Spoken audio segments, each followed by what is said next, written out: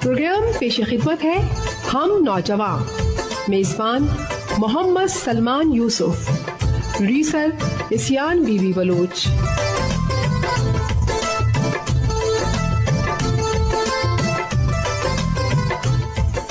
Programme पेश खिदमत है हम नौजवान और मैं हूं आपका मेज़बान मोहम्मद सलमान यूसुफ। सामीन मोहतरम और मेरे अज़ीज़ दोस्तों, नवंबर का महीना शायर मशरिक़ अल्लामा मोहम्मद इक़बाल की मुनासबत से जाना जाता है।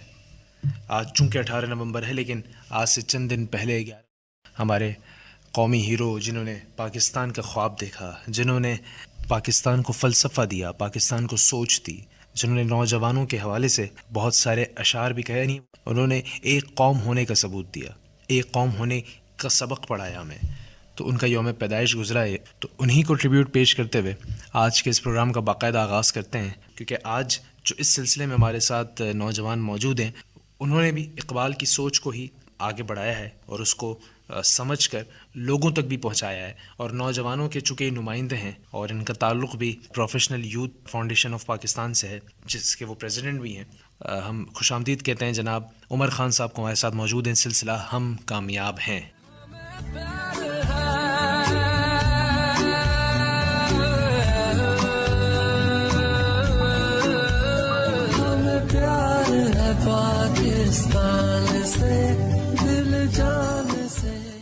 और आज इस सिलसिले में हमारे साथ जो मेहमान मौजूद हैं, जनाब मोहम्मद उमर खान साहब, आपका ताल्लुक़ प्रोफेशनल यूथ फाउंडेशन से, आप वहाँ प्रेसिडेंट के फ़राइज़ अंजाम दे रहे हैं। इसके अलावा आप 2008 से यूथ एक्टिविज़म के तौर पर भी अपनी खिदमात सर अंजाम दे रहे हैं और दीगर इसके अलावा भी आपकी बहुत सी कामयाबियाँ हैं। तो सबसे पहले तो आपको वेलकम करते हैं शो पर। Welcome on the show sir. बहुत शुक्रिया जी। अस्सलामु अलैकुम तमाम सामीन को और आपको भी। आपकी मिजाज गिरामी खैरियत से? अल्हम्दुलिल्लाह। माशाल्लाह, आपको जो जानते हैं, जो सुन रहे हैं, जो पहचान गए होंगे कि आपका सफ़र बहुत पुराना है और माशाल्लाह आप यूथ से ही रिलेटेड रहे और अब भी यूथ के लिए ही काम कर रहे हैं। तो कुछ बताएंगे, ये जो आपने इस वक्त प्रोफेशनल यूथ फाउंडेशन का जिक्र किया, आप इसमें प्रेसिडेंट भी हैं, तो क्या ये ऑर्गेनाइजेशन किस मकसद के लिए बनाई गई और आप क्या इसमें खिदमत सर अंजाम दे रहे हैं? ये सफ़र इस तरीके से शुरू हुआ कि जब 2007 में मैं अपने स्कूल से फ़ारिग़ तहसील हुआ और फिर कॉलेज लाइफ का आगाज़ हुआ, तो DJ Sindh government science college में दाखिला हुआ और वहाँ पर हमने ये देखा कि जो सियासी तलबा तंजीमें हैं, उनकी जानिब से जो एक्टिविटीज़ होती थी उसमें कहीं ना कहीं सियासी रंग मौजूद होता था। बेशक। तो हमें एक ऐसे प्लेटफॉर्म की ज़रूरत थी जो गैर सियासी हो, जहाँ पे यूथ अपने हुनर की बुनियाद पे, अपनी सलाहियत और काबिलियत की बुनियाद पे मनवा सके ख़ुद को। तो DJ Sindh government science college में आज भी उर्दू डिपार्टमेंट के गालिबन हेड होंगे प्रोफेसर इकबाल नाज साहब, उनसे हमने मशवरा किया और उन्होंने हमें एक बड़ी अच्छी रहनुमाई फरहम की कि आप अपना एक ऐसा प्लेटफॉर्म बनाइए जो गैर सियासी हो। तो हमने 2008 में, हमने से मुराद ये है कि मेरे बहुत से दोस्त जिन्होंने मेरे साथ मैट्रिकुलेशन की थी और हम इत्तेफाक से एक ही DJ Sindh government science college में हमारा दाखिला हुआ, कैप फॉर्म की बुनियाद पे, परसेंटेज की बुनियाद पे। बेशक सेक्शंस डिफरेंट थे, लेकिन हम सब गैदर हुए और हमने कहा हमें एक ऐसा प्लेटफॉर्म तरतीब देना चाहिए जहाँ पे हम debate competitions, speech competition, youth leadership की बात करें।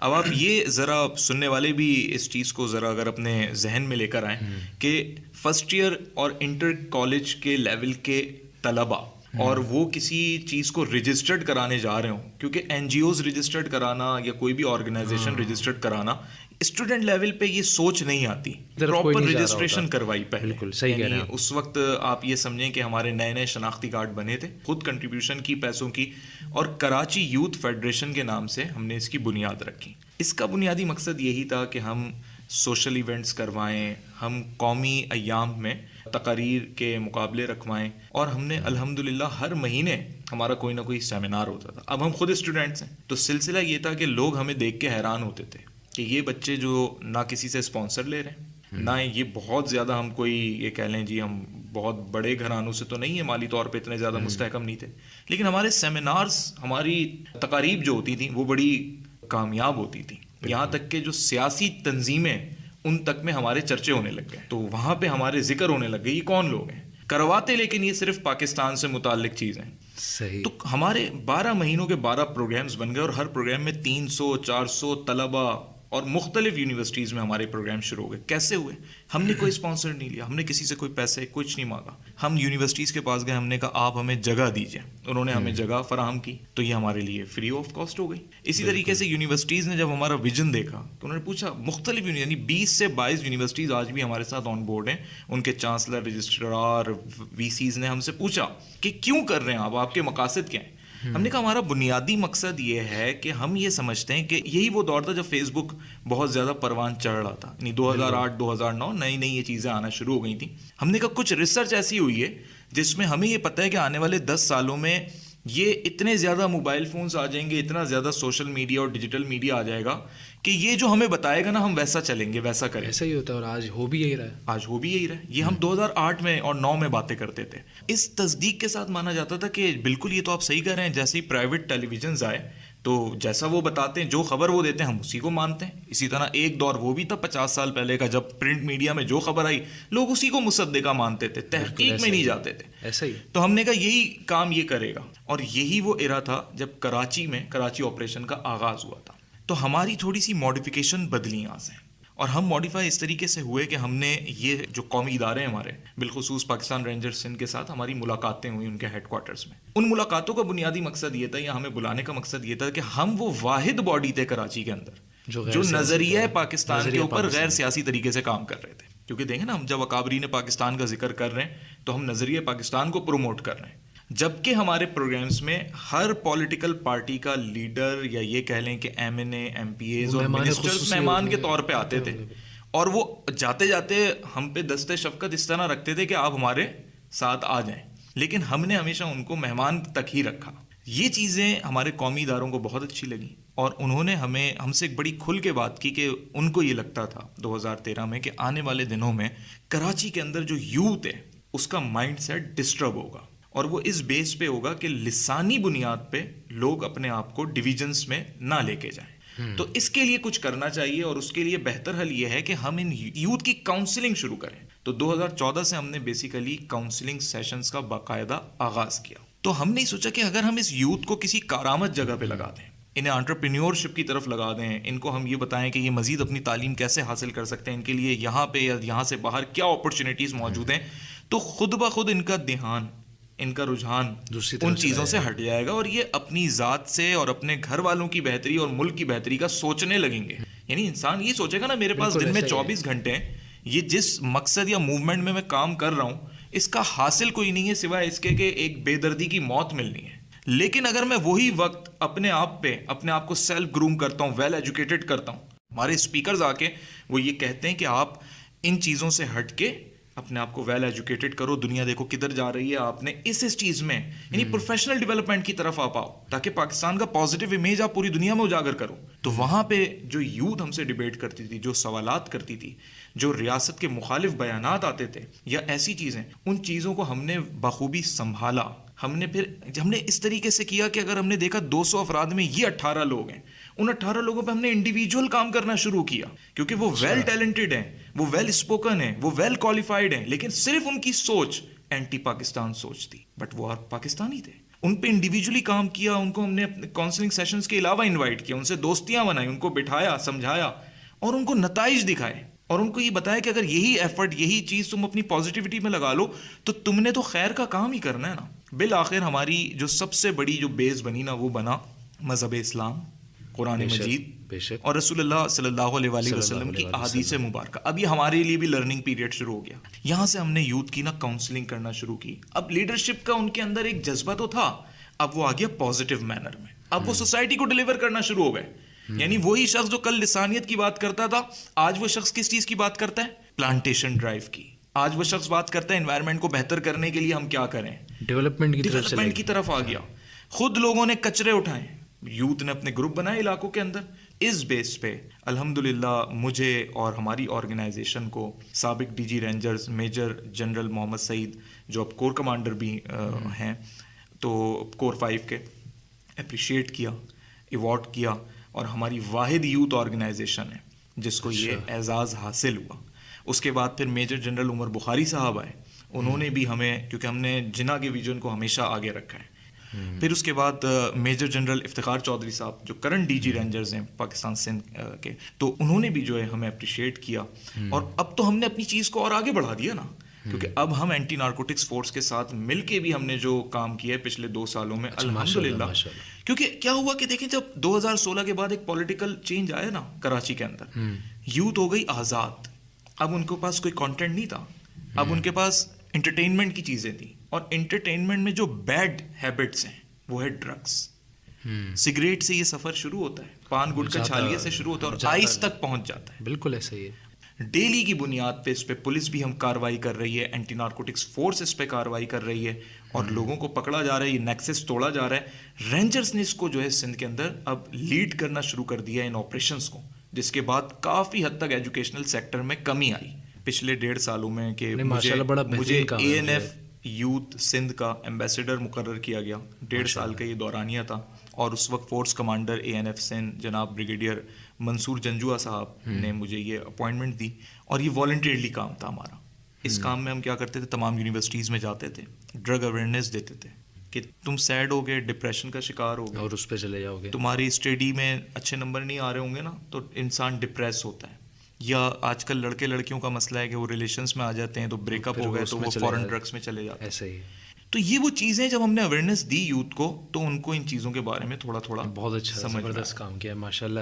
سمجھیں کہ ایک ایسا سفر جو پروفیشنل ڈیولپمنٹ کی طرف ہمیں لے کر آیا، اور پھر ہم نے کراچی یوتھ فیڈریشن کو 2018 میں ری نیم کیا پروفیشنل یوتھ فاؤنڈیشن. اچھا، یہ پروفیشنل یوتھ فاؤنڈیشن وہی کراچی یوتھ فیڈریشن کا ہی، یہ سمجھیں کہ ایک جیسے ایک ہوتا ہے نا کہ ہم ایک اسکول لائف سے گزر کے پھر پروفیشنل لائف میں آتے ہیں، کیونکہ ہم نے لیڈرشپ کے اوپر کام کر لیا تھا. اب ہم نے آگے کا سوچا کہ اب جو آگے 10 سال ہیں یوتھ کی ڈیولپمنٹ پہ بات ہے، پروفیشنل ڈیولپمنٹ. تو ہماری جو فاؤنڈیشن ہے پروفیشنل یوتھ فاؤنڈیشن، اس کا بنیادی مقصد یہی ہے کہ ہم معاشرے کے لیے کارآمد شہری تیار کریں، اور نان پولیٹیکلی ہم یہ کام کرتے آ رہے ہیں، چاہے وہ انجینئر ہو، چاہے وہ ڈاکٹر ہو، چاہے اس کا تعلق چارٹرڈ اکاؤنٹنٹ کی فیلڈ سے ہو، بینکنگ کی فیلڈ سے ہو اس کا تعلق، وہ انٹرپرینیور بننا چاہتے، وہ جو بننا چاہتے ہیں اپنی زندگی میں، اس کو بنانے میں ہم بلا کسی معاوضہ والنٹریلی ہیلپ آؤٹ کرتے ہیں ماشاءاللہ. لیکن ہمارا مقصد یہ ہوتا ہے کہ جب وہ کسی پوزیشن پہ آ جائے تو وہ اپنے آپ کو پاکستانی مانے. ماشاءاللہ. عمر خان صاحب، جاتے جاتے اگر یوتھ کو کوئی بھی ایک مختصر سا ایک پیغام دینا چاہیں. بالکل، سب سے جامع اور مختصر پیغام یہی ہے کہ قائد اعظم محمد علی جناح نے ہمیں وراثت میں 3 الفاظ دیے ہیں، اور وہ صرف لفظ نہیں ہیں: اتحاد، ایمان اور تنظیم. وہ ستون ہے، وہ ستون ہے. ان چیزوں کو بحیثیت باشعور انسان ہم پہ یہ فرض ہے، کیونکہ یوم آخرت ہم سے یہ سوال ہوگا کہ آپ کو اشرف المخلوقات کا درجہ دیا تھا، آپ کے پاس وسائل بھی تھے، آپ کو پڑھنا بھی آتا تھا، آپ کو اس کو ریسرچ کرنی تھی، یہ 3 الفاظ ہیں کیا؟ تو ہر نوجوان پہ لازم ہے کہ اپنی زندگی میں پورے سال میں کوئی ایک لمحہ نکال لے اور صرف ان 3 الفاظ کی ریسرچ خود کر لے، موبائل پہ، گوگل پہ، انٹرنیٹ پہ، یا کسی بھی کتاب کے ذریعے، اور سمجھ لے، اور اپنی ذات کو اس میں دیکھ لے کہ وہ کہاں فٹ ہو رہا ہے. اگر نہیں کہیں فٹ ہو رہا تو امپروو کر لے، اور اگر فٹ ہو رہا ہے تو مزید اس کے اندر ڈیلیور کرنے والے لیول پر آ جائے. بالکل، آپ نے بہت ہی زبردست بات فرمائی ہے. تو بس اللہ کرے جو آپ نے باتیں کی ہیں وہ ہمارے دلوں تک چھو جائیں، اور ہم انشاءاللہ اس کو آگے لے کے چلیں.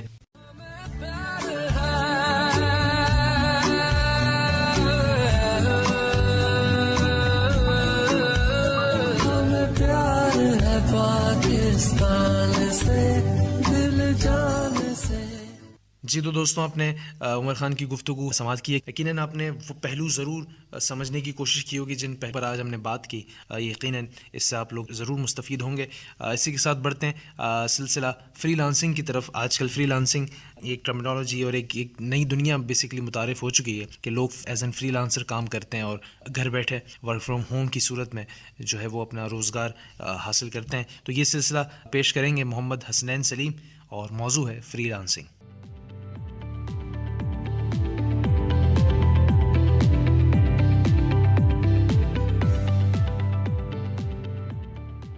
آپ کی خدمت میں حاضر ہے آپ کا دوست محمد حسنین. سلسلہ ہے فری لانسنگ. ایک نیا دن، ایک نئی امید، ایک نئی سوچ، ایک نئی جستجو کے اور ایک نئے آغاز کے ساتھ. امید کرتا ہوں آپ سبھی لوگ خیریت سے ہوں گے، اور میری آج کی گفتگو سے بہت کچھ سیکھنے کے لیے تیار ہوں گے. ساتھیوں، میں بتاتا چلوں کہ آج کل ہر انسان نئے طریقوں پر عمل کرتے ہوئے پیسے کمانے کی جستجو کر رہا ہے، اور سوشل میڈیا نے اسے بہت ہی آسان بنا دیا ہے. اور آج کل ہر کوئی مختلف ویب سائٹس پر کام کرنے میں مگن ہے. لیکن دور حاضر میں جو نام ہر نوجوان میں مقبول ہو رہا ہے وہ ہے فری لانسنگ، جس کے ذریعے ہر کوئی اپنی صلاحیتوں کا استعمال میں لا رہا ہے اور کوئی اسے سیکھنے کے لیے کوششیں کر رہا ہے۔ تو ساتھیوں، آج میں ان نوجوانوں کے لیے رہنمائی کروں گا جو فری لانسنگ سیکھنا چاہتے ہیں۔ تو چلتے ہیں، جانتے ہیں کہ دراصل فری لانسنگ ہے کیا۔ فری لانسنگ مطلب مہارت، آسان لفظوں میں اسے اسکلز کہتے ہیں۔ اگر آپ کے پاس کوئی ہنر ہے، اگر آپ کوئی کام کرنا آتا ہے، تو اس سے آپ دوسروں کی مدد کر کے پیسے کما سکتے ہیں۔ چلیے جانتے ہیں کیسے۔ فرض کریں آپ کو کوئی ویب سائٹ ڈیزائن کرنا آتا ہو، کوئی اپلیکیشن بنانا آتا ہو، گیم کھیلنا آتا ہو یا گیم بنانا آتا ہو، یا پھر کوئی لوگو بنانا آتا ہو، یا کوئی تصویر بنانی آتی ہو، یا پھر سوشل نیٹورکنگ کی اچھی معلومات اور اسے استعمال کرنا آتا ہو، یا اور کوئی بھی کام ہو سکتا ہے۔ تو اگر آپ سے کوئی اپنی ویب سائٹ بنوانا چاہتا ہے یا کوئی بھی ایسا کام جو آپ کو آتا ہے وہ کروانا چاہتا ہے اور اس کے بدلے میں وہ آپ کو کچھ پیسے دیتا ہے، اور جو لوگ یہ کام کر کے دیتے ہیں انہیں ہی فری لانسر کہتے ہیں۔ فری لانسنگ ایک مہارت کی بنیاد پر کام ہے جس سے دنیا بھر کے لوگ کافی اچھا پیسہ کما رہے ہیں۔ اس میں آپ کسی کلائنٹ یعنی کہ گاہک کو ڈھونڈ کر ان کے لیے کام کرتے ہو۔ فری لانسنگ ایک ٹیلنٹ ہے، ایک مہارت ہے، اور ایک مہارت والا کام ہے جس میں آپ مہارت اور ہنر سے پیسے کماتے ہو۔ تو دوستو، آپ کے ذہن میں ہوگا کہ فری لانسنگ شروع کیسے کریں۔ جیسے کہ آپ اب تک میری گفتگو سے جان چکے ہوں گے کہ فری لانسنگ کا مطلب ہے اپنے ہنر کی بنیاد پر کوئی بھی کام کرنا جو آپ کو آتا ہو۔ سب سے پہلے اس میں آپ کو اپنا ہنر پہچاننا ہوگا۔ آپ کون سا کام بہت ہی اچھے طریقے سے کر سکتے ہیں، یا کوئی ایسا کام جس میں آپ کی دلچسپی ہو اور ساتھ ہی ساتھ آپ اس کے بارے میں علم بھی رکھتے ہو۔ اپنے ہنر کو پہچاننے کے بعد آپ کو اس کو اور بہتر بنانے کے لیے بہت زیادہ کوششیں کرنی ہوں گی تاکہ وہ کام آپ پیشہ ورانہ طریقے سے پائے تکمیل تک پہنچا سکو اور اپنے گاہک کو اچھا اور سستا کام کر کے دے سکو، جس سے کہ آپ کلائنٹ یا گاہک خوش ہو جائے۔ اگر اگلی باری اسے کوئی بھی کام ہو تو وہ آپ سے ہی کروانے کا مطلب ایک دن کا کام نہیں کرنا ہے آپ کو۔ اب بات کرتے ہیں کہ فری لانسنگ کرنے کے لیے آپ کو کن چیزوں کی ضرورت پڑ سکتی ہے۔ تو سب سے پہلے آپ یہ جان لیں کہ ویسے تو فری لانسنگ آپ کے کام پر انحصار کرتا ہے، لیکن زیادہ تر فری لانسنگ کا کام آن لائن ہوتا ہے اور مختلف ویب سائٹس پر ہوتا ہے۔ تو فری لانسنگ میں کام کرنے والی کچھ ضروری چیزیں جن کے بارے میں آپ کو بتاتا چلوں، آپ کے پاس وہ تمام چیزوں کا ہونا بہت ضروری ہے۔ جیسے کہ ہم بات کریں کہ دور حاضر میں کمپیوٹر کے بغیر کوئی کام آپ کر ہی نہیں سکتے۔ تو سب سے پہلے آپ کے پاس ایک کمپیوٹر ہونا چاہیے یا پھر ایک اچھا لیپ ٹاپ ہونا چاہیے۔ کمپیوٹر ہونے کا مطلب یہ نہیں کہ صرف کمپیوٹر، ایک اچھی اسپیڈ والا، ایک اچھی کانفیگریشن والا لیپ ٹاپ آپ کے پاس اویلیبل ہونا چاہیے تاکہ آپ اس کام کا اسٹارٹ کر سکیں۔ اور دوسری چیز میں آپ کو بتاتا چلوں کہ انٹرنیٹ کنیکشن، کیونکہ انٹرنیٹ کنیکشن کے بنا آپ دنیا میں کسی سے بھی اپنا کمیونیکیشن نہیں کر سکتے۔ اگر انٹرنیٹ کنیکشن آپ کے پاس ہے، لیکن یہاں ایک اور بات بتاتا چلوں کہ انٹرنیٹ کنیکشن میں بھی آپ کی ہائی اسپیڈ انٹرنیٹ کنیکشن ہونا چاہیے، ورنہ آپ کوئی بھی اگر کام کسی کلائنٹ کو کر کے دیتے ہو اور اس میں آپ کی تسلسل بریک ہوگا تو اس میں آپ کا سارا کام خراب بھی ہو سکتا ہے۔ آپ کا کلائنٹ آپ سے ناراض بھی ہو سکتا ہے اور وہ آپ سے ہو سکتا ہے کہ آپ کے کام کو اپروو بھی نہ کرے۔ تو انٹرنیٹ کنیکشن ہونا اور انٹرنیٹ کنیکشن کا اچھا ہونا یہ بہت ضروری ہے۔ اس کے بعد آپ کو اگر اپنی سروسز اچھی کرنی ہے، آپ کو اپنا کام اچھا کرنا ہے، تو آپ کے پاس اسمارٹ فون، جو دور حاضر میں اس کے بغیر ایک عام انسان کا گزارا ہی نہیں ہے۔ ایک اسمارٹ فون سے آپ کیا کیا سروسز پرووائڈ کر سکتے ہیں، اس میں یہ ہے کہ آپ جلد سے جلد اپنے کلائنٹ کو کسی بھی جگہ سے رپلائی کر سکتے ہیں، کسی بھی جگہ سے ان کے کام کو سینڈ کر سکتے ہیں، کسی بھی جگہ سے ان کے جواب دے سکتے ہیں۔ جب جتنا اچھا اور جتنا جلدی آپ ان کو جواب دیں گے، آپ کا کلائنٹ آپ سے اتنا ہی زیادہ مطمئن ہوگا۔ اور ان تمام باتوں کے بعد سب سے امپورٹنٹ چیز وہ ہے آپ کا ای میل اکاؤنٹ۔ اگر آپ کے پاس اچھا کمپیوٹر، اچھا انٹرنیٹ کنیکشن، اسمارٹ فون سب ہو، آپ کے پاس سروسز بھی اچھی ہوں، آپ ہنر بھی بہت اچھا جانتے ہوں، لیکن اگر آپ کے پاس ای میل اکاؤنٹ موجود نہیں ہے تو آپ کسی بھی ویب سائٹ پہ جا کے اپنا اکاؤنٹ کو لاگ ان نہیں کرا سکتے۔ ان کی کچھ ٹرمس اینڈ کنڈیشن ہوتی ہیں، کچھ رولس ہوتے ہیں جن کو فالو کرنے کے لیے آپ کو اپنا ایک ای میل اکاؤنٹ ہونا بہت ضروری ہے۔ آپ کے ای میل اکاؤنٹ کے بعد ہی آپ کا فری لانسنگ کا کام اسٹارٹ ہو سکتا ہے۔ تو اگر آپ کو فری لانسنگ پہ کام کرنا ہے تو computer, laptop, internet connection, smartphone اور ایک ای میل اکاؤنٹ کا ہونا ضروری ہے۔ اب ان تمام باتوں کے بعد، سارے کام کے بعد، ہمارے ذہن میں ایک یہ بات آتی ہے کہ گاہک سے پیسے کی لین دین کے لیے، کیونکہ ہم یہ تمام کام پیسوں کی لین دین کے لیے ہی کر رہے ہیں، تو اس کی لین دین کے لیے آپ کو کون کون سے طریقہ کار اختیار کرنے ہیں وہ آپ کو جاننا بہت ضروری ہے۔ تو اس کی ادائیگی کے طریقے بہت آسان ہوتے ہیں۔ آپ اپنے کلائنٹ سے اپنے حساب سے بھی پیسے منگوا سکتے ہیں، لیکن اگر آپ کا کلائنٹ، آپ کا گاہک پاکستان یا پاکستان سے باہر ہے جن کے ساتھ آپ فری لانسنگ کے کام کا انجام دے رہے ہیں، تو اس کے لیے آپ کو ایک پیونیر اور پے پال اور ایک بینک اکاؤنٹ کی بہت زیادہ ضرورت ہے. ان 2 اکاؤنٹ کا ہونا بہت ضروری ہے. اگر آپ کے پاس یہ 2 اکاؤنٹ موجود نہیں ہوں گے تو آپ باہر ملک سے کسی بھی کلائنٹ سے اپنے پیسے وصول نہیں کر سکتے. یا اور بھی بہت سارے طریقے ہو سکتے تھے, لیکن اس میں پیونیر اور پے پال بہت ضروری ہے. امید ہے دوستوں آپ کو بہت سی نئی معلومات ملی ہوگی. اب اگلی ملاقات میں آپ کو بتاؤں گا کہ کس طرح سے اور کن ویب سائٹس پر آپ بآسانی کام کر سکتے ہیں. جب تک کے لیے اپنے دوست محمد حسنین کو اجازت دیجیے. اللہ نے کے بان.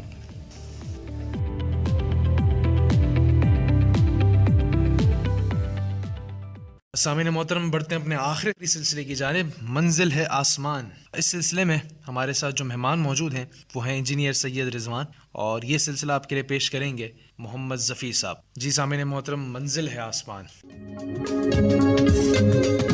میں ہوں محمد ظفیر.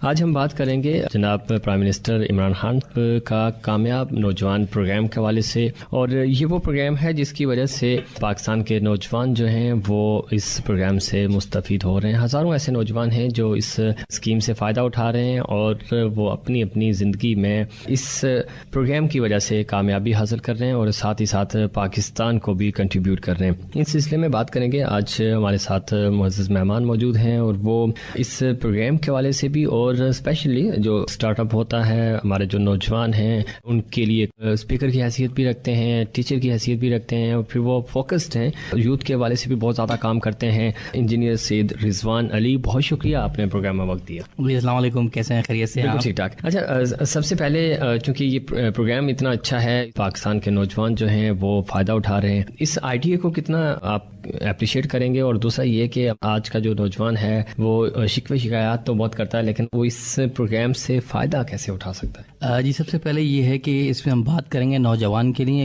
یہ ایک ایسی اپرچونٹی ہے ان نوجوانوں کے لیے جو کچھ کرنا چاہتے ہیں, کیونکہ شکوے شکایت اپنی جگہ, لیکن جب آپ کے پاس کوئی اپرچونٹی آتی ہے تو اس کو اویل کیا جائے. تو ان پروگرامز کی جو سب سے بڑی, کیونکہ اگر آپ دیکھیں اس وقت پوری دنیا کی پاپولیشن کے اندر جو پاکستان کی جو ینگ پاپولیشن ہے, یعنی کہ وہ لوگ جو 20 سے 30 سال تک, آپ نیوزی لینڈ کی پاپولیشن چیک کر لیں, پوری پاپولیشن سے زیادہ ہماری یوتھ ہے. بالکل, ہماری 64% ہے کل آبادی کا. جی, تو جس کی وجہ سے مختلف, نیوزی لینڈ کی میں نے ایک ایگزامپل دی, تو مختلف ملکوں سے زیادہ ہماری ینگ جنریشن ہے, یوتھ ہے. تو یوتھ کو اگر صحیح ڈائریکشن میں ہم یوز کر لیں, نوجوانوں کا یہ شکوہ کہا جاتا ہے کہ جس کے اندر ہمارے پاس ریسورسز نہیں ہیں, جبکہ میں سمجھتا ہوں فل آف کیا اوور ریسورسز ہیں اتنے زیادہ, اور ان کو اگر ہم صحیح ٹریک پہ لے آئیں ان پروگرامز کے تحت, کہ جس میں ہم بات کریں انوویشن کی, جس میں ہم بات کریں ٹیکنالوجی کی, اور چونکہ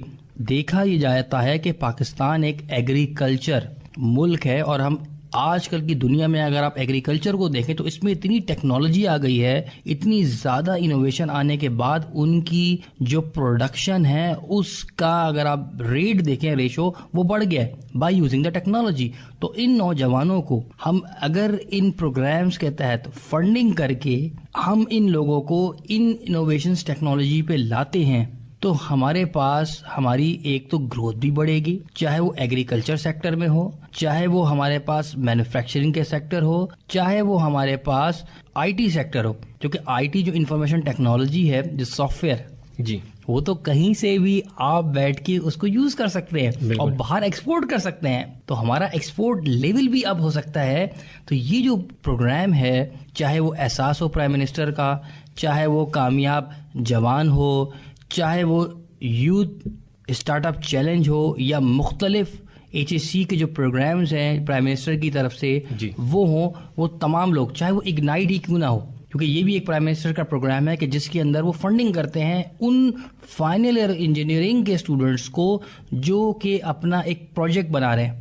تو یہ جو ہے میں سمجھتا ہوں بہت اس وقت کی نیڈ ہے, اور اس وقت پرائم منسٹر کا اور جو ہماری حکومت کا ہے وہ ایک بہت اچھا اقدام ہے, بہت اچھا اقدام ہے. اور سید رضوان صاحب جس طرح آپ بات بھی کر رہے ہیں, خاص طور پہ تھوڑی سی اویئرنیس کی ضرورت ہے, اسی سلسلے میں ہم یہ پروگرام بھی کر رہے ہیں, اور ہم چاہ رہے ہیں کہ پاکستان کے جو نوجوان ہیں وہ اس سے بھرپور فائدہ اٹھا سکیں. آپ کس طرح دیکھتے ہیں اس سارے چیلنجز کو, اور کاؤنسلنگ نہیں ہوتی ہمارے یہاں, کیا ہم کہاں لیگ کر رہے ہیں, کہاں پرابلمس آ رہی ہیں؟ جی, بڑا اچھا سوال ہے. بالکل, اس کو میں اگر بات کروں گا تو میں اس کو 3 حصوں میں بریک کروں گا. پہلی چیز مائنڈ سیٹ, یہ بڑا امپورٹنٹ چیز ہے جو آپ کہہ رہے ہیں لیکنس. دوسرا, کچھ سوسائٹی کہ ہمارے نارمز ہے، یعنی کہ کچھ ایسی چیزیں جو سوسائٹی میں چل رہی ہیں. وہ تیسرا فیئر، آپ کہیں گے فیئر ڈر. جی تو پہلی جو چیز اس میں جو امپیکٹ کرتی ہے، جو میں نے آپ کو 3 چیزیں ابھی بتائیں، کاؤنسلنگ کے لیے ضروری نہیں ہے کہ جی یونیورسٹی میں آ کے بتایا جائے. It has to start from the day of beginning.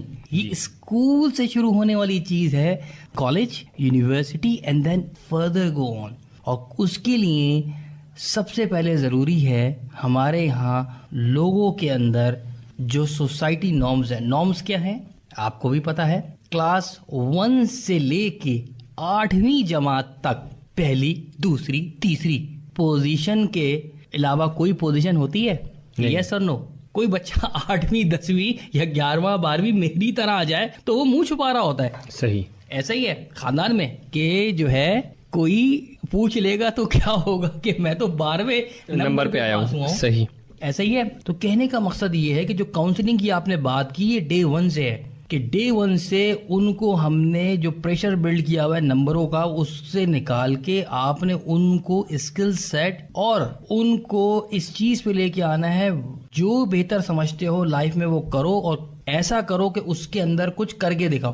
ٹھیک ہے، ٹھیک ہے. تو یہ جو میں نے آپ سے 3 باتیں کہی تھی کہ سب سے پہلے جو کاؤنسلنگ اسٹارٹ ہونا چاہیے وہ گھر سے، لیکن جب ذہن سازی جس کو میں نے مائنڈ سیٹ کا نام دیا، اس گھر سے اسٹارٹ ہونے کے بعد ہی پھر اسکول لیول کے اوپر تھوڑا سا اسٹارٹ ہوگا کہ وہاں انیشیٹو لیے جائیں گے کہ بیٹے آپ کچھ کر سکتے ہو. جیسے آپ نے بھی شاید اپنے اسکول کے اندر، مجھے یاد ہے ہمارا ایک ڈے ہوتا تھا، ٹھیک ہے، وہ میری والدہ بروم سے میں نے ایک صابن کے اوپر ایک بڑی زبردست قسم کی باسکٹ بنوائی تھی، جو اکثر اسکول میں ڈیز ہوا کرتے تھے ماضی میں.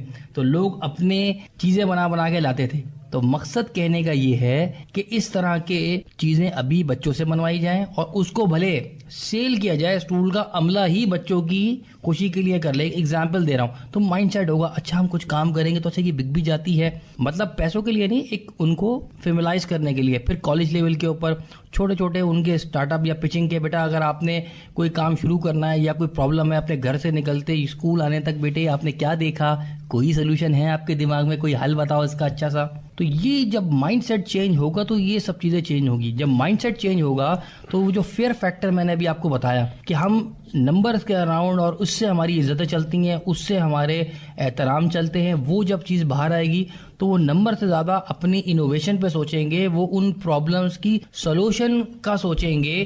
اور جب یہ بات ہوگی تو پھر یہاں سے شروع ہوگا کاؤنسلنگ، جو کہ اسکول، کالج، یونیورسٹی. تو میں اس چیز کو ان 3 چیزوں میں نے اس کو اس طرح سے عکس کیا. ٹھیک ہے، بالکل صحیح کہہ رہے ہیں آپ. تو لرننگ والا تو ہم ایلیمنٹ ہی مس کر رہے ہیں. یہ کتنا امپورٹنٹ ہے چونکہ ہمارے پاس وقت بالکل ختم ہو گیا، آخری منٹ ہے. کیا آپ پاکستان کے پورے عوام کو، خاص طور پہ نوجوانوں کو کیا کہنا چاہیں گے؟ وہ کچھ سیکنڈز میں یہ ہے کہ جیسے اپنی نروز ہے نا، یعنی کہ جو اپنے ہاتھ کے ساتھ یہ مان لیں سو واٹ، تو کیا کام آئے گا. کیوں کام آئے گا کہ یو شوڈ اپلائی. کسی بھی چیز میں اپلائی کرے، نہیں ہوا تو کیا ہے، so what. If it is successful, that's fair enough. If it is not, try something else. چلے تو جس کو ہم یہ کہیں کہ ہو گیا بسم اللہ، نہیں ہوا تو کوئی بات نہیں، کچھ اور دیکھ لوں گا. ٹھیک ہے. جب اس اسپرٹ پہ آئیں گے، جو میں تمام لوگوں کے لیے کہنا چاہ رہا ہوں جو سننے والے ہیں، ہر چیز میں اپلائی کریں، بالکل مت ڈریں. چاہے کوئی بھی پروگرام ہو آپ اس کو اپلائی ضرور کریں. ہو گیا تو ٹھیک، نہیں ہوا تو ایکسپیرینس، اس کے بعد دوبارہ اپلائی کر دیں. ٹھیک ہو گیا. بہت بہترین بات کی آپ نے انجینئر سید رضوان علی صاحب، بہت شکریہ آپ نے پروگرام میں وقت دیا. یہ تھا ہمارا آج کا اسپیشل سیگمنٹ. نوجوان چونکہ شاہین ہے اور علامہ اقبال فرما کر کہے تھے کہ خرد کو غلامی سے آزاد کر، جوانوں کو پیروں کا استاد کر. ہری شاخ ملت تیرے نم سے ہے، نفس اس بدن میں تیرے دم سے ہے. تڑپنے پھڑکنے کی توفیق دے، دل مرتضیٰ سوز صدیق دے. جگر سے وہی تیر پھر پار کر، تمنا کو سینوں میں بیدار کر. تو بس اسی کے ساتھ پروگرام اختتام کی طرف لے کے چلتے ہیں. اپنے میزبان محمد سلمان یوسف کو اجازت دیجیے گا. Producer Siyan Bibi Baloch, recording engineer Anwar Hussain. اللہ حافظ، خدا نگہبان. پروگرام ہم نوجوان آپ نے سنا. میزبان محمد سلمان یوسف، پروڈیوسر اسیان بی بی بلوچ. پیشکش ریڈیو پاکستان کراچی.